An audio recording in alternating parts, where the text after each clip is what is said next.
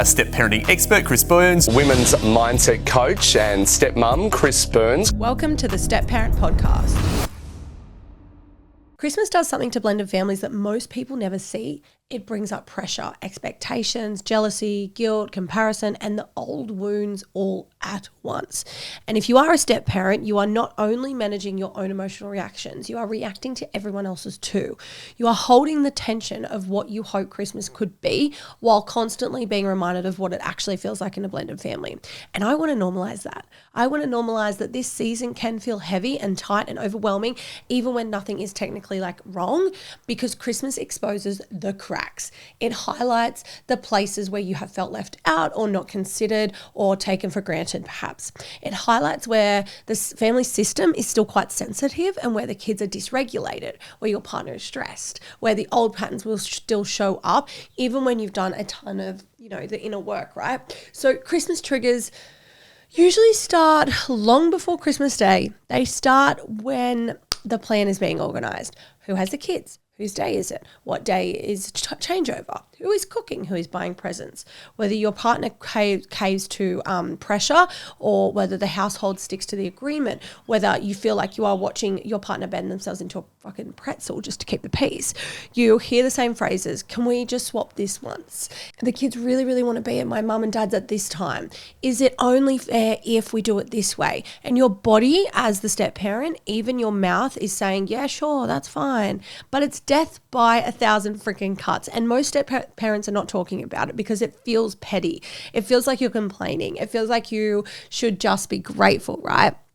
But your nervous system is keeping score. Your body knows the truth before your mind catches up. Because sometimes the trigger is not even the logistics. It's the tone around the logistics, the tension in your partner's voice after a phone call, the eye roll when that email comes through, the way the room goes quiet when the other household is mentioned.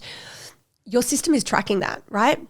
And your unconscious mind is picking up every sigh, every shift in body language, every spike of stress. So by the time Christmas Day rolls around, your body has already been bracing for weeks.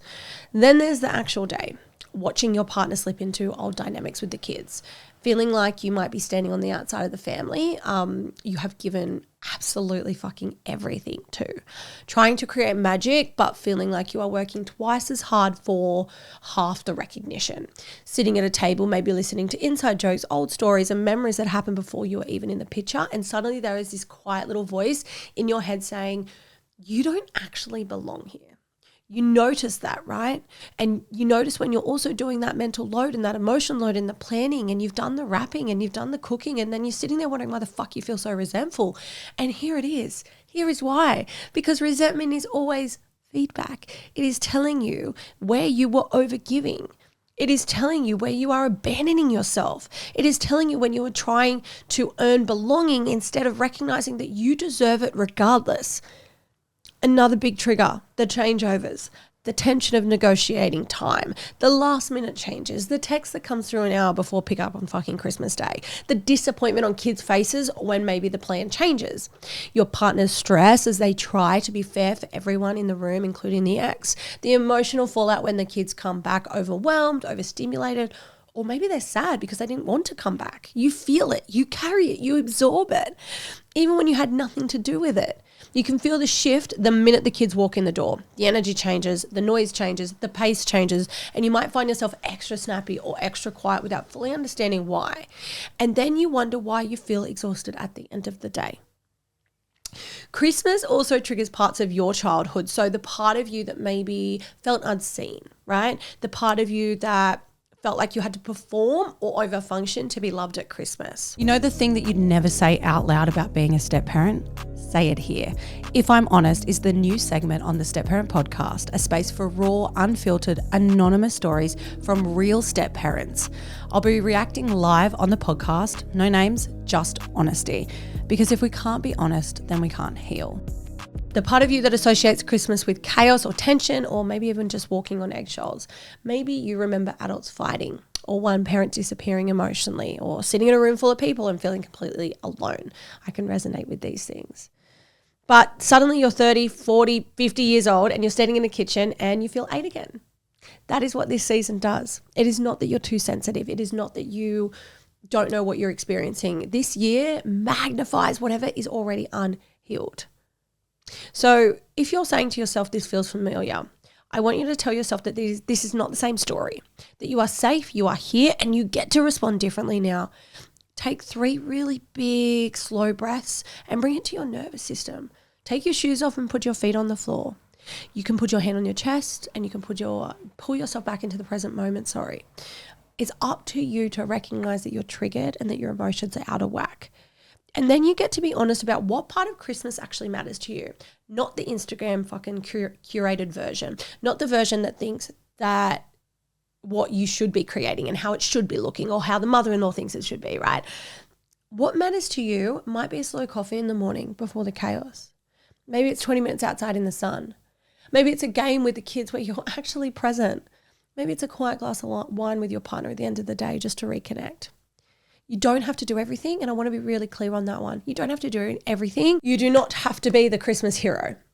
You just need to decide what feels good and what feels like self-abandonment.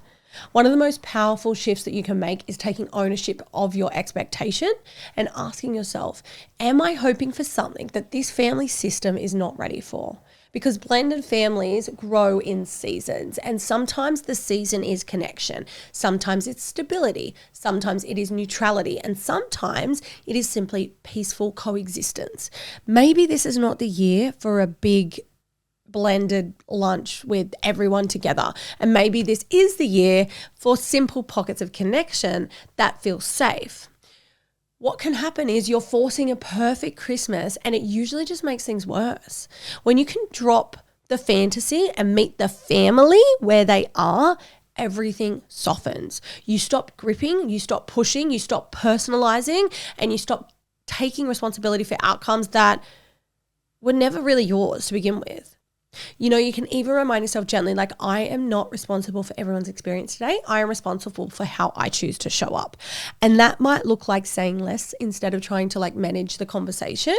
It might look like walking away instead of trying to rise above it. It might look like choosing to over-explain yourself to someone who has already decided what they think of you. You can even remind yourself gently, I am not responsible for how everyone's experience goes today.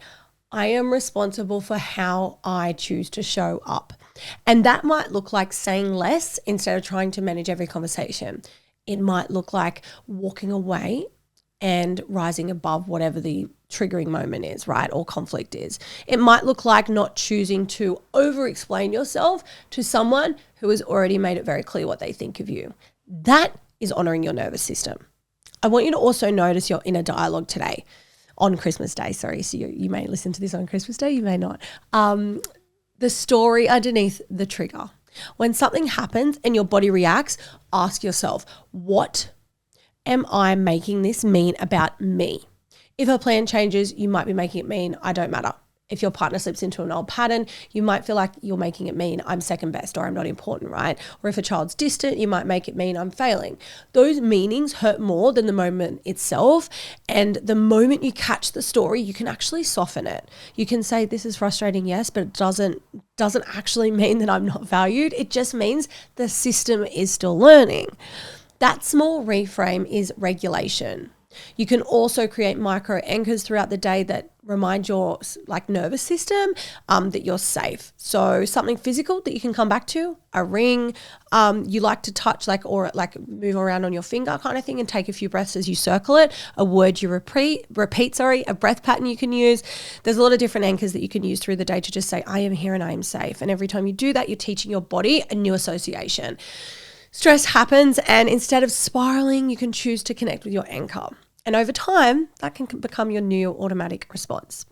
And if the day doesn't go perfectly, if there are tears or tension or awkward moments, that does not mean you failed. It means you're human. In a complex family system, on an emotionally loaded day, you can review it later with compassion instead of criticism. You can ask yourself, where did I hold myself? Where did I abandon myself? Where would I like to respond differently next time? And that is how you turn triggers into growth instead of just more evidence that Christmas is fucking shit. Christmas does not have to be magical to be meaningful. It does not have to be picture perfect to be peaceful. It does not have to look like anyone else's version. It just has to be grounded in truth and clarity and emotional safety. And that starts with you. You get to choose what you carry and what you put down. You get to choose what stories you bring to the day. You get to choose how you show up, not from expectation, but from intention. This season is full on, but you do not have to lose yourself in it.